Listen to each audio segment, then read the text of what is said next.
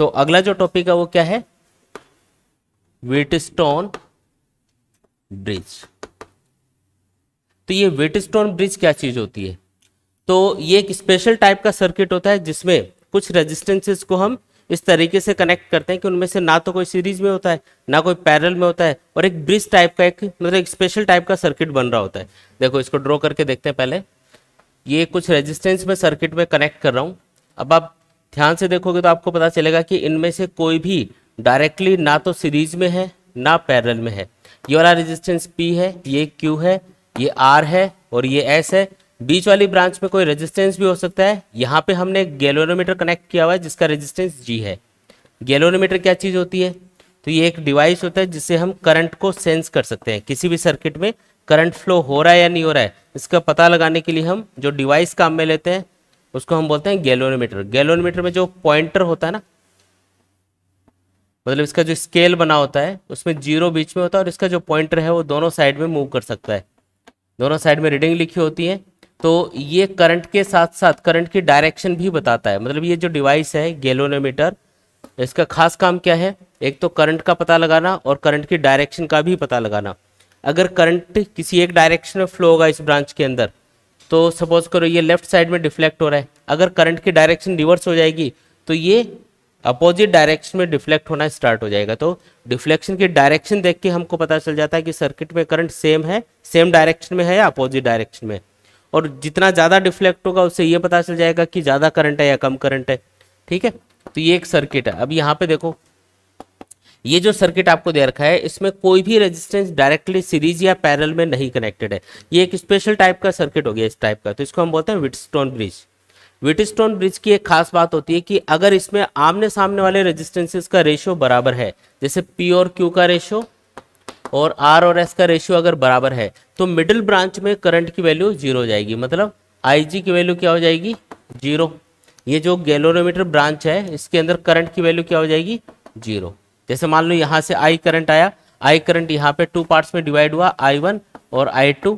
यहाँ पे जाके करंट ये जो I1 है इसका एक पार्ट इधर चला गया, तो इसमें IG करंट था सपोज करो, लेकिन हम अभी तो यहाँ पे ये बोल रहे हैं कि करंट की वैल्यू 0 होगी, लेकिन अगर इसमें करंट फ्लो हो रहा होता IG, तो I1 का बाकी का जो पार्ट होता, IG इधर चला गया तो बाकी का पार्ट कितना बचा, I1 माइनस IG, वो इधर फ्लो होता और I2 इधर से आता, IG इधर से आता, तो करंट होता I2 प्लस IG।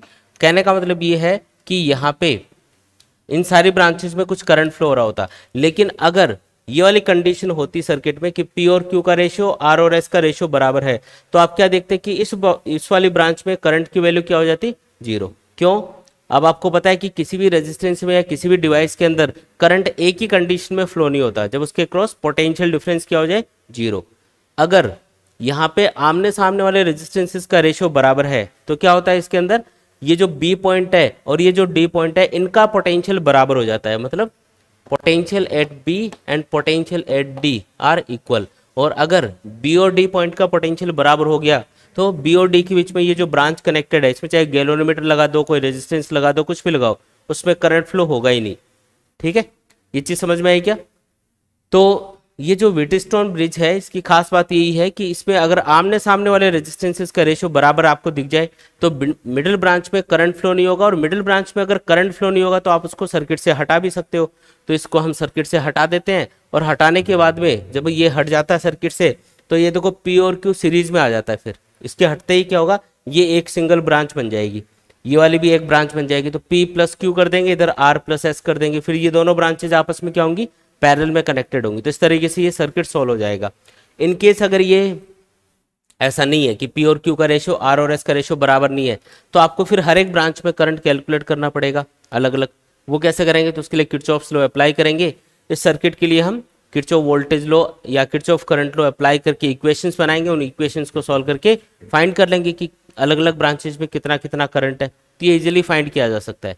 मतलब अच्छा, ये जब ये P और Q और R और S का रेशियो सेम होता है तो इस कंडीशन को हम बोलते हैं बैलेंस कंडीशन। कौन सी कंडीशन, बैलेंस्ड, है ना, बैलेंस्ड व्हीटस्टोन ब्रिज बोलते हैं इसको। अगर व्हीटस्टोन ब्रिज ऐसा बोला जाए ना कि एक व्हीटस्टोन ब्रिज है वो बैलेंस कंडीशन में है, तो बैलेंस का मतलब यही होता है कि उसमें आमने सामने वाले रेजिस्टेंसेस का रेशियो बराबर है। आप ये इन रेजिस्टेंसेस का रेशियो भी देख सकते हो, एक ही बात है। जैसे P और R का रेशियो Q और एस का रेशियो बराबर होगा, तो भी वही बात है, क्योंकि अगर आप इस इक्वेशन के अंदर आर को इधर लिखते हो, क्यू को उधर लिखते हो, तो P upon R equal to क्या बनेगा, क्यू बाई एस, है ना, P upon R equal to Q by S, एक ही बात है। तो आमने सामने वाले इन दोनों का रेशियो देख सकते हो या ऊपर नीचे इन दोनों का रेशियो देख सकते हो। क्रॉस में नहीं लेना है कभी, क्रॉस में नहीं लेना है, क्रॉस मतलब नहीं, तो ये इनका रेशियो और इसका रेशियो ये नहीं आएगा कभी। बाकी इन दोनों का इन दोनों का या इन दोनों का रेजिस्टेंस का रेशियो आप चेक कर सकते हो। अब क्वेश्चन ये आता है अपने दिमाग में कि ये हमको कैसे पता चला कि पी और क्यू का रेशियो और आर और एस का रेशियो अगर बराबर हुआ तो मिडिल ब्रांच में करंट फ्लो नहीं होगा, ये कैसे पता चला? तो इसको हम प्रूव करके देखेंगे। तो इसका प्रूफ देख रहे हैं अब अपन, ठीक है, कि ये आई कहाँ से कंडीशन। तो प्रूफ देखने के लिए हम ये मान के चलेंगे कि मिडिल ब्रांच में सपोज करो करंट जीरो है, ऐसा मानना पड़ेगा, तभी हम सॉल्व कर पाएंगे कि उसकी कंडीशन क्या होगी। तो आई जी को मैंने जीरो मान लिया, है ना, आई जी कितना है, जीरो। अगर आई जी की वैल्यू जीरो होगी तो इधर से जो I1 करंट आएगा वो पूरा का पूरा इधर चला जाएगा, IG की वैल्यू तो जीरो है, इस ब्रांच में कोई करंट जाना ही नहीं है। इधर से I2 करंट आएगा, इधर से कोई करंट नहीं आ रहा, तो इधर से कितना करंट पास हो गया, I2, मतलब इधर से इधर चला गया, ये इधर से इधर आ गया, इस वाले ब्रांच में करंट जीरो है। अब मैं क्या कर रहा हूँ, ये वाला जो लूप है, देखो इस लूप का नाम रख देते हैं ABDA। इस लूप के लिए, ये वाला जो लूप है ना, इस लूप के लिए मैं KVL इक्वेशन लिख रहा हूँ। कौन से लूप के लिए लिख रहे हैं अपन, for loop ABDA by KVL। चलो बताओ इक्वेशन क्या बनेगी। तो ए से चलना स्टार्ट करेंगे, करंट की डायरेक्शन में चल रहे हैं, वोल्टेज ड्रॉप पॉजिटिव लिखेंगे तो P इंटू I1 लिखेंगे। फिर इस वाले ब्रांच के क्रॉस कोई वोल्टेज ड्रॉप नहीं होगा, करंट जीरो होने की वजह से। फिर इधर गए तो करंट के अपोजिट डायरेक्शन में जा रहे हैं, तो I2 इंटू R लिखा और माइनस में, है ना, इक्वल टू जीरो। तो P I1 equal to I2 R, ये हमारे पास में एक इक्वेशन आ गई। और इसी तरीके से हम क्या करेंगे, ये जो सेकंड लूप आपको दिखाई दे रहा है, इस सेकंड लूप के लिए भी हम इक्वेशन बनाएंगे। कैसे इक्वेशन लिखनी है, इधर से गए, है ना, करंट की डायरेक्शन में चल रहे हो तो आपको लिखना होगा I1 Q, पॉजिटिव या नेगेटिव, पॉजिटिव, क्योंकि करंट की डायरेक्शन में चल रहे हो। फिर इधर आए तो करंट के अपोजिट डायरेक्शन में आ रहे हैं, तो वोल्टेज ड्रॉप क्या होगा, नेगेटिव, तो माइनस I2 इंटू एस लिखेंगे इक्वल टू जीरो। तो I1 Q किसके बराबर आ गया, I2 S के बराबर आ गया। ये सेकंड इक्वेशन आ गई। अब दोनों इक्वेशंस को डिवाइड कर दो, डिवाइड करोगे तो आप क्या देखते हो, इन दोनों को डिवाइड करने पे P अपॉन Q, क्योंकि I1 तो कैंसिल हो जाएगा और इधर I2 कैंसिल होगा, तो P अपॉन Q किसके बराबर आएगा, P अपॉन Q बराबर आएगा R अपॉन S की।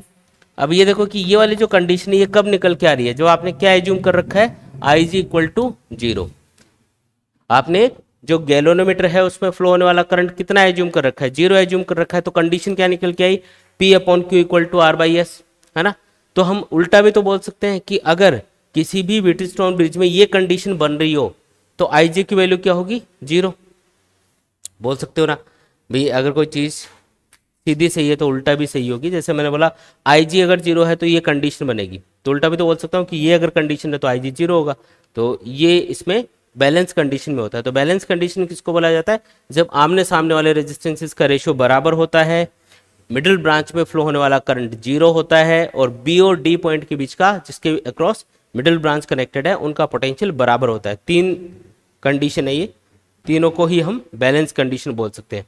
IG एक ही कंडीशन में जीरो होगा, बैलेंस कंडीशन में। इन दोनों पॉइंट्स का पोटेंशियल एक ही कंडीशन में बराबर होगा, बैलेंस कंडीशन में, ठीक है। और आमने सामने वाले रेजिस्टेंस का रेशियो एक ही कंडीशन में बराबर होगा, बैलेंस कंडीशन में। तो बैलेंस कंडीशन का मतलब यही है ना। इस तरीके से अपन इसको चेक कर लेंगे। ये तो था व्हीटस्टोन ब्रिज का प्रिंसिपल एक तरह से। ये एक इलेक्ट्रिकल सर्किट है। अब काफ़ी न्यूमेरिकल्स वगैरह में आपको ये सर्किट दिख रहा होगा। तो जब ये सर्किट दिखे तो आपको सबसे पहला काम क्या करना है, बैलेंस कंडीशन चेक करनी है कि व्हीटस्टोन ब्रिज बैलेंस कंडीशन में है या नहीं है। अगर व्हीटस्टोन ब्रिज बैलेंस कंडीशन में होगा तो क्या करना है, मिडिल ब्रांच को हटाना है, सर्किट को सॉल्व कर लेना है। तो सबसे आसान तरीका है, ठीक है।